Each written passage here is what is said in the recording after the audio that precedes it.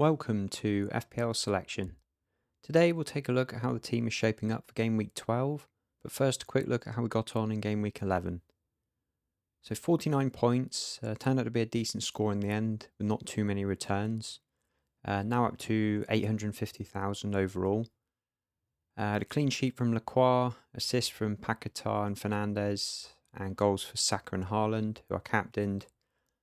Nothing too exciting really, but it's good to keep climbing up the ranks. And I'm really happy I saved my transfer, as we'll see shortly when we talk through next week's transfers.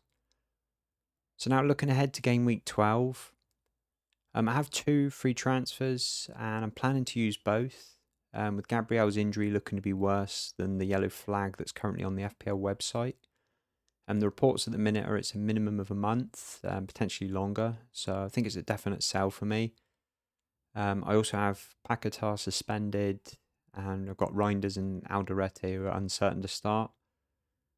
To replace Gabriel, I've been considering either another Arsenal defender or getting Munoz. I think the Arsenal defence might suffer a little bit from losing Gabriel.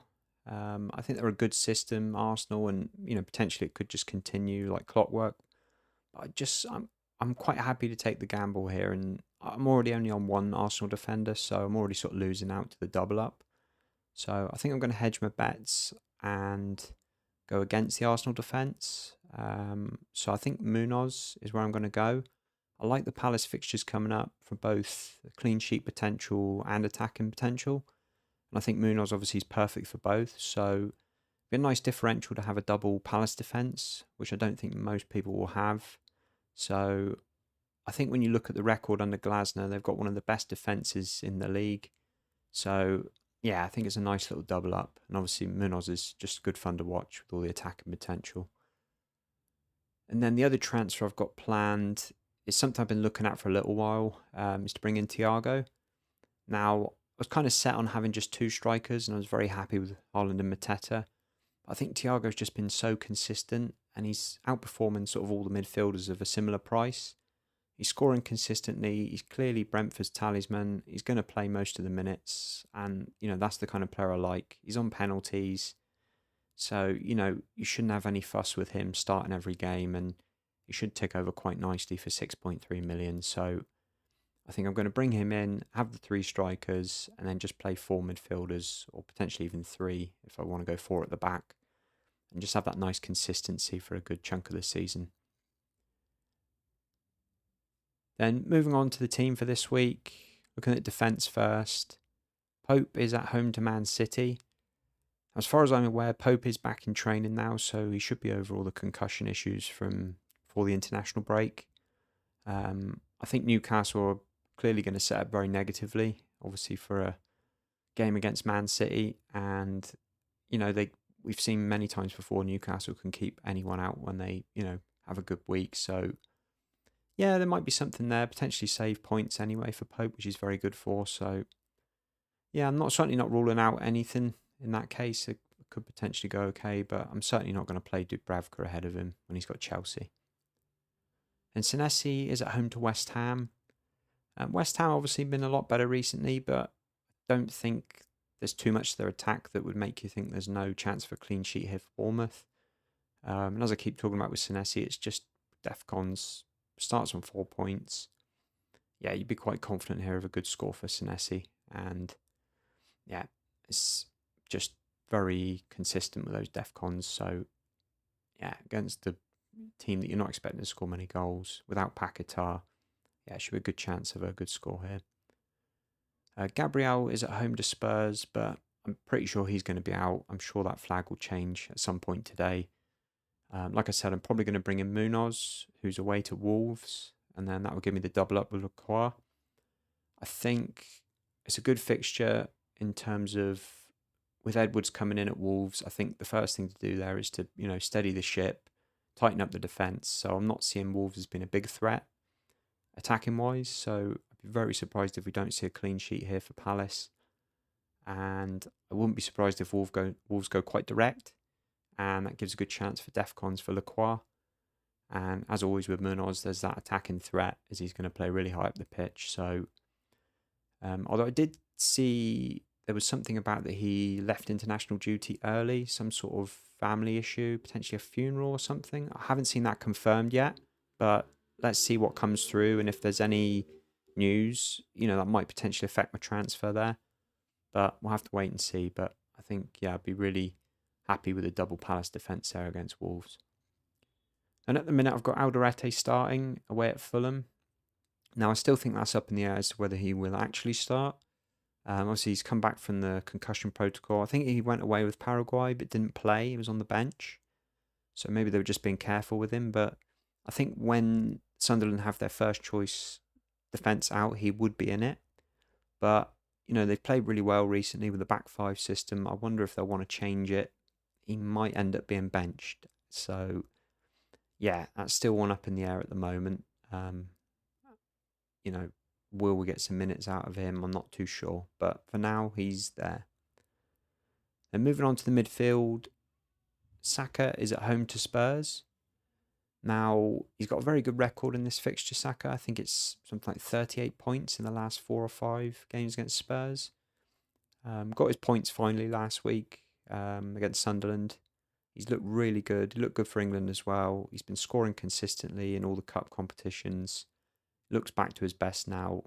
He's going to be vice captain for me this week because I think any fixture he can get something. And depending on how Spurs set up, I'd always think Frank would like to play quite negatively in an away game against a big side. So maybe there's not going to be a big score here for him, but certainly be something anyway, you'd imagine. And Fernandes is at home to Everton.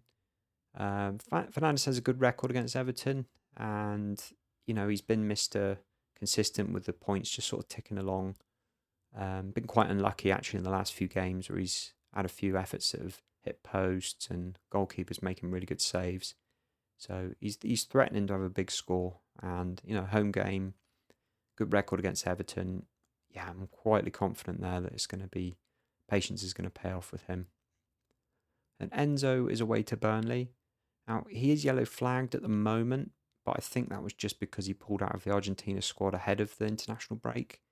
I think it was probably just an agreed rest with him because he's had an ongoing injury issue. I'm expecting him to play. Maybe he'll get limited minutes because they've got Barcelona and Arsenal after Burnley. But he's been playing really well in the last few matches and should have had some returns. Very unlucky. So, yeah, against a Burnley team that you'd expect to concede goals, I'd be looking for something here from him. Then Reinders is away to Newcastle. Again, not sure that I want to start Reinders, but once I make my transfers, likely I'll put him on the bench. It'll be either him or Alderete anyway that will probably end up on the bench. He's obviously not started the last few. I know one was an injury issue, and then he just got left out against Liverpool, didn't get any minutes. So, yeah, it's difficult to see with him, but because I've got other things to do this week, I'm going to keep him there. City have got some great fixtures coming up, so if we can just get, a start here or potentially some good minutes off the bench and a good cameo, maybe he'll get a start against Leeds next week. So, at his cheap price, I don't have to rush him out. And even then, he could sit on my bench next week when I bring in my new transfers. So, yeah, he's kind of on his last legs there, but he's going to survive another week just because I've got other things to sort out this week. Then moving on to the forwards, Haaland away at Newcastle. Now, as I mentioned, I think Newcastle away is a tough fixture for any team, but I just think the form that Haaland's in at the moment, you just can't see anyone keeping him out. He's going to get at least something you would imagine. I just don't think it's worth going against. I think it's something like he's 60% of City's goal share at the moment. So anytime they score, he's, got a very high chance of being involved. Just don't think there's no point going against him until we see a dip in form. And I just haven't got anyone else that I'd be certain of wanting to captain over him this week. And Mateta is away at Wolves. I think this could be a tricky game for Palace in terms of scoring. Like I said, I think, Edwards is going to come in and want to shore things up at Wolves. Maybe go to a back five and just keep the other teams out as a starting point to build from. But we've seen Palace have been the best attack so far in terms of chances created. So, yeah, there'll be something for Mateta in the game. And, you know, even if Wolves are better set up, they still, don't have the highest quality of players there. So always a chance for Mateta to get something. And yeah, I'm just happy to keep him for a long time because I think Palace are a really good attack at the moment. So in summary, like I said, I can't see myself going against Haaland captain this week. Like I said, Newcastle is a tough fixture, but it's just he's in such good form at the moment. It's just pointless going against him as the majority will still captain him, I imagine. I think Saka's an okay option. He'll be my vice captain, but it's just not strong enough there for me to go over Haaland. And as I mentioned, Munoz will probably come in for Gabriel, just sort of any injury news depending. And it'll be the same story with Thiago. He'll be coming in for Guiu, and I'll definitely be starting him, and then either Reinders or Alderete will get dropped down to the bench. So that's it for this one. Thanks for watching, and we'll catch you on the next one.